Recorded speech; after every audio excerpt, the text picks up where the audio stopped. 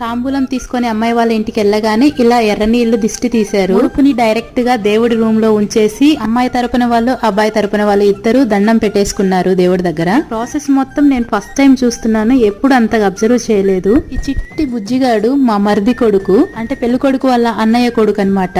తర్వాత ఇంకా పెళ్లి కూతుర్ని ఇలా పీటల మీద కూర్చోబెట్టి మా అందరితో ఒక ఫోటో షూట్ అయితే తీపిచ్చారు. టాస్క్ ఏమంటే అమ్మాయి చెవిలో ఒక్కసారిగా అందరు అరవాలన్నమాట.